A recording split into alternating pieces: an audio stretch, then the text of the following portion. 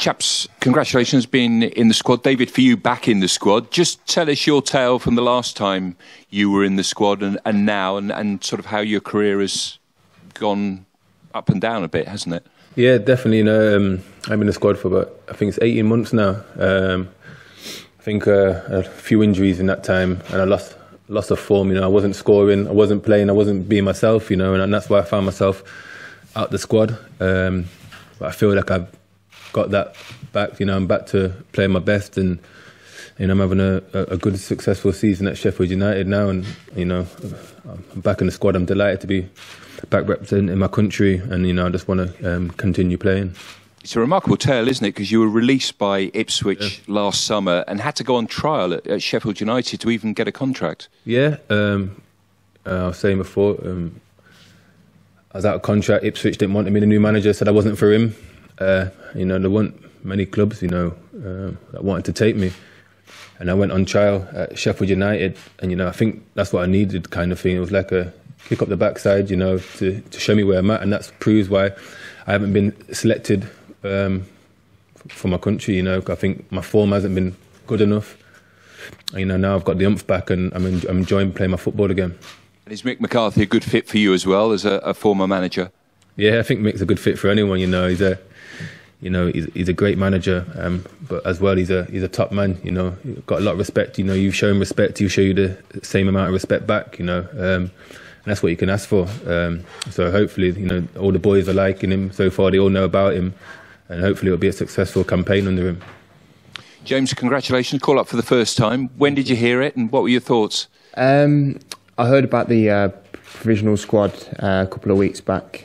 I didn't really get my hopes up too much because I knew the squad was going to get cut. And then when the news came through last Thursday that I'd made the cut, then yeah, I was delighted, you know, and it's a real honour. Because you're 28 now, aren't you? Yeah. But you represented Ireland at youth level. Yeah. Did you fear that the chance of playing in the senior squad had gone? Yeah, definitely. I was always realistic to think that you had to play at a certain level to play for the senior squad. You know, the calibre of strikers that Ireland have had over the years, and I always knew that you had to be maybe Championship and above, and I've had to work my way up from the bottom, and I'm really fortunate that the gaffer's given me a chance this year being in League One. Yeah, why have things clicked, you think, this season? You're banging them in, aren't you? I think I've got a great squad at Luton. We're doing really well. We've kicked on from last year. That momentum from getting promoted last year, maybe we've carried that on. We had a great manager, Nathan Jones. Obviously, he's gone to Stoke now, but the boys have just carried on their form, and they're a big part of me scoring all my goals this year. Even so, from League One to international football, it's quite a jump, isn't it? Were you a little bit nervous going into your first training session? Yeah, I was. Yeah, I was nervous yesterday meeting all the boys, but the lads have been great. I know a lot of them from a time with the 21s. Obviously, people like Didsy and that made me feel really welcome. And then going into today's session, it was nice to be out in the grass with all the lads and the calibre of player that's in the squad. James, when you look at, say, like a team like Northern Ireland at the last European Championships, and they had a lot of players who were playing in the lower levels of English football, maybe League One and League Two even, yeah. And you look at the success they had, is that something maybe that you can look at and think, yeah, I can get to that level? Yeah, definitely. I think Ireland have had a better calibre of striker than maybe Northern Ireland had, so that's probably why they look to that level. But I definitely think that gives me confidence, you know, and I think we're riding high in League One now, and hopefully be in the Championship next year. So it's down to us to achieve that, and then hopefully I can carry on getting in the squads. Do you think as well that as a striker, if you're scoring goals, it doesn't matter what level you're doing it at, you can still do it at international level, you still know how to finish? Yeah, I think so. I think if you're scoring goals, you're confident. You can only play against the teams that are put in front of you, you know. And if you're scoring goals, then no matter what level it's at, it's good to be scoring goals. And if I manage to get any minutes on the pitch in this camp, if a chance comes, then I'm quietly confident that I'll score. Have you spoken to Robbie Keane yet?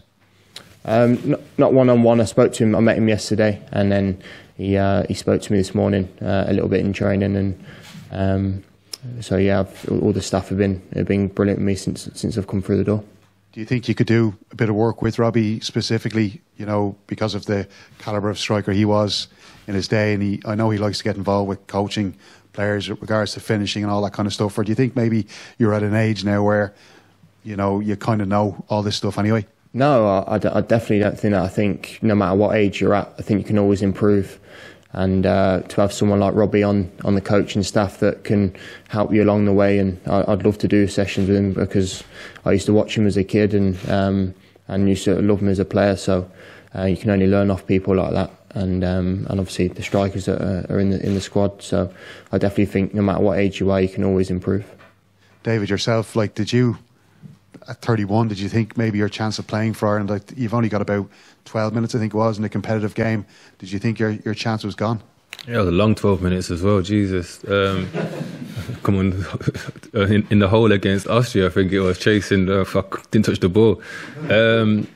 No, I was always positive, you know. I think Darryl Murphy, he's still playing last year. He's about 45. So, you know, I knew there was hope that I could still get a game. You know, I feel fresh, feel positive, and, you know, and I always wanted to get back into the squad, and I'm just buzzing to be back.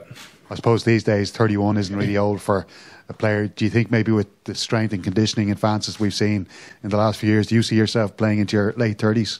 Yeah, I'd like to think so. I'd like to do that. You know, it's definitely time has moved on. You know, we do different stuff now that I didn't do when I first started.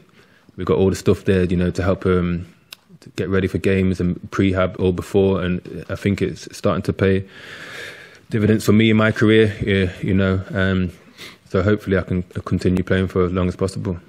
And Mick as well, he referenced the fact that you're technically a good player. It's not just about the goals. And I know, say, for instance, one of your first games was against America. You got 2 assists in that game, I think. Is that something as well that you think you can contribute to this Irish team under Mick? Yeah, I like to hope so. You know, that's what I base my game on. You know, a lot of teams that I played for, been up front, but I've been the man to come off and create as well. That's what I like to do. Mick knows all about me. You know, I've worked under him for 5.5 years. So whoever he selects, you know, if he selects me, if he selects the big man, whoever he selects, you know, we've still got other strikers in the squad, Longy, Shawnee Maguire, you know, whatever. We don't know what formation we're doing, you know. So I know what I can give, I know what I can score goals and assists. So hopefully if I get the chance, I can do either. And just having worked under Mick before yourself, how early in the week do you know that you're going to be in the starting team for the game, and how certain are you of the game plan under Mick before you kick off in a match? Yeah, no detail unturned. You know what you're going in for. First of all, you got to work. That's the start. You got to put your body on the line. I think that's all. That's been all his teams. It was the same under Martin as well. You know, you had to work, and it'll be the same under Mick. You've got to work. You know, I think we'll get lead up towards. You know, we only just met first training session today. You know, we didn't do no shape. You know, he spoke about how he wants to play, and you know, near the end of the week, you know, I'm sure he will name the team before the game on the Thursday or the Friday, so we can do work on it.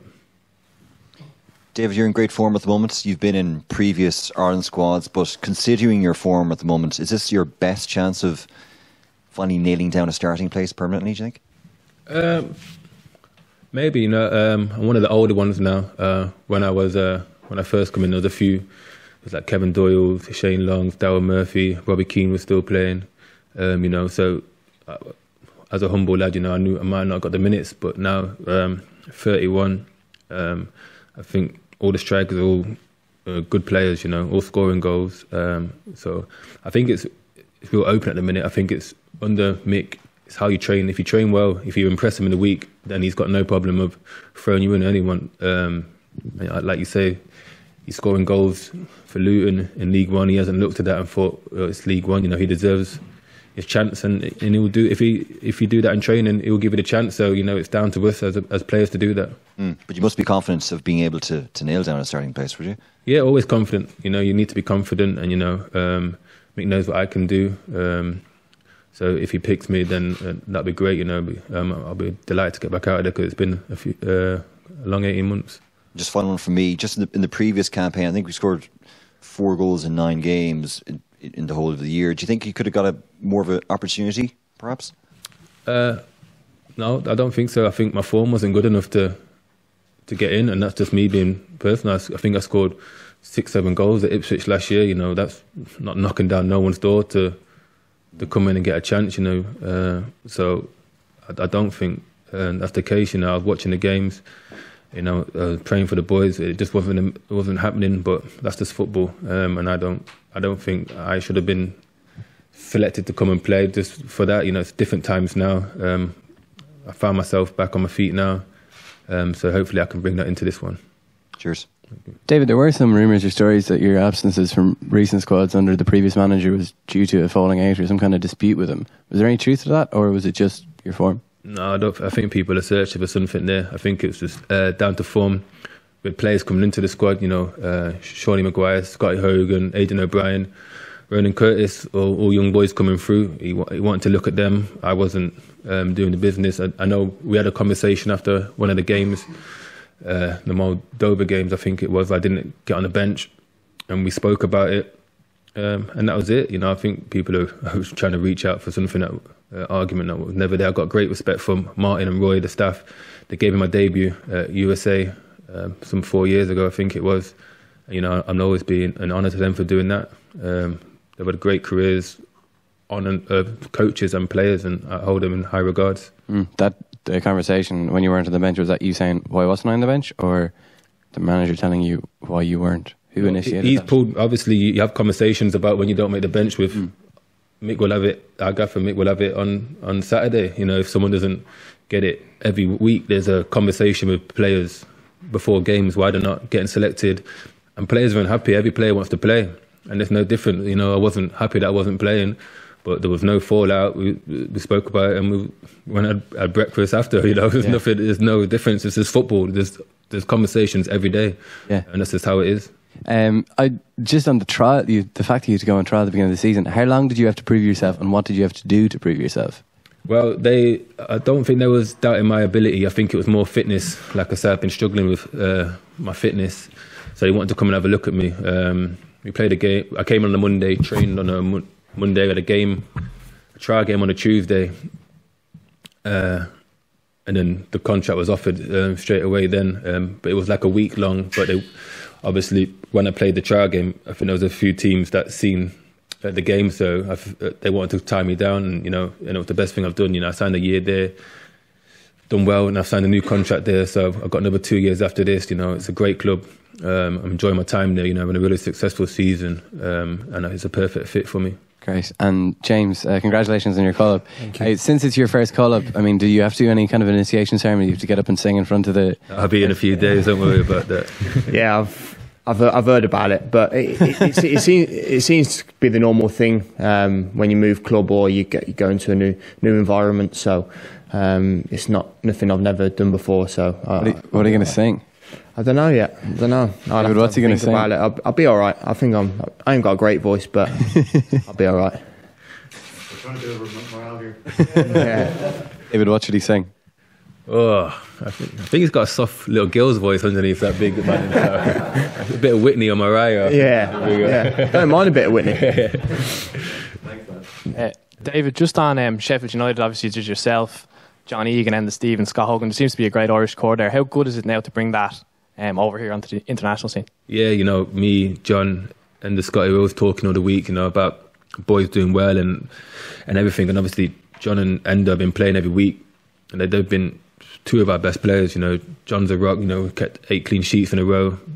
That's partly down to John. Every week Enda has been flying down that left hand side. Assist. He's up there in our top assist in our team. He's got better and better since I've come to the club from summer to now. He's completely come on, and I reckon it'd be a big plus for Ireland now.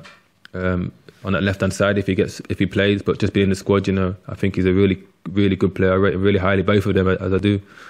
And just, I suppose, a question for both, because you both are playing at clubs that are flying high in your respective leagues. How important do you feel personally to kind of bring that confidence onto the international scene? Do you both feel like you're kind of in good form? You've played so well at club level that you can repeat that now on the international scene? Confidence is key. You know, I think I've been down there at the bottom, and you know, when you come to join it with the camp, you know, they're asking you how's things going, you know, and you're just like, we're not doing the best, to be fair. But when I've come in this camp and you say, you boys are flying, and you can say, yeah, we are, and you can bring that onto the pitch, I think it's really key. You know, a lot of the boys are doing well out there in their clubs at the minute, so you know, hopefully we can all bring that in. And you know, I think it's a clean slate for everyone. You know, coming in, we'll be watching training, and you know, I think it's a case for everyone to show them what they can do in the week, you know, to make that team. And obviously, if you've got the confidence of bringing it from the club level to you, it will give you in high regards. Yeah, I think a lot of conversations started in the week with boys saying, "Oh, you boys are flying, like," and it seems to be a common thing throughout the squad, which can only be good for the squad. And going into these two games with most players in the squad doing really well at their club level, so hopefully that can continue and we can get some good results. And just finally for me, James, have you been keeping an eye on the Irish team kind of through the years? I have always looked from a distance, you know, but as I said earlier, I think I always knew that you had to be at a certain level to have any realistic chance of getting in with the calibre of strikers that Ireland have had. So I always did look, and I always supported when they were playing. But I'm really grateful that the mix gave me a chance for this campaign. Thanks, guys. David, you mentioned earlier that you've been in squads with Robbie. How strange is it to meet up now when he's on the coaching staff? Yeah, it's really strange, you know. We just had a training and he's on the sidelines, you know, passing the ball with him and shouting at us. It's a bit strange, but, you know, to me, Robbie's a legend, you know. I think we all think that. So it's strange, but, you know, I want to work with him, you know. I still feel at any age you can still learn off him, you know, for the player he was, for what he knows and what he can bring. You know, I think it's a great addition, and I'll be listening to him all week. James, your career, you've had an eventful few years on and off the pitch. How have you grown as a player and as a person from those experiences? Yeah, I think I've grown up a lot in the last few years. Obviously, like everyone else, made mistakes along the way and learnt from them and matured into to my man. Really, I've got a young family now, which always helps, and you have to grow up because it's not just me that I'm supporting now. I've got a family to support as well, so you can't really afford to slip up anymore. And I definitely think that's helped me on and off the pitch. James, again, congratulations on your call-up. We spoke to Mick a couple of weeks ago about you, and he spoke very highly in terms that he remembered you from your reserve team, or youth team days, even playing against the Wolves reserves, and he's kept an eye on you in that sense. And he also spoke about the fact that he would be more inclined and more comfortable putting a player in who is in form, especially a goal scorer. You know, and in terms of if a chance drops, he'd rather a man who's confident to put the ball away rather than someone who maybe hasn't scored many this season. Does that give you confidence that you're going to be involved in terms of either or both games, and as opposed to just being the new boy making up the numbers? Yeah, hearing stuff like that from the manager, it can only give you confidence, you know, and for him to say nice things like that is really good news for me, and hopefully I can repay him with that, because at the minute in my club, if a chance comes, I'm confident I'll take it. So when you're playing with high quality of players like I will be during this campaign, with the ability we've got in this squad, then hopefully that can get me more chances, and if one does fall to me, then hopefully I can repay the gaffer with picking me with a few goals. And just in terms of back home, I suppose one of the most visible groups on Ireland away matches are often the Luton Town Irish away. Have they, is there a strong Irish community there that are really wishing you well? Have they been in touch with you and that sort of thing? Yeah, I've got two of my good friends at Luton, Alan Sheehan and Alan McCormack. They're Irish boys, and they've been. I think they're on about coming over to the game next week in the Aviva, and they're really supportive of me, and they've backed me all the way, and I think they're really happy for me as well. But they've got a big game on Saturday to concentrate on, and back at home. And I've got these games to concentrate on. Best luck. Thank you very much. Cheers. Thank you. Cheers.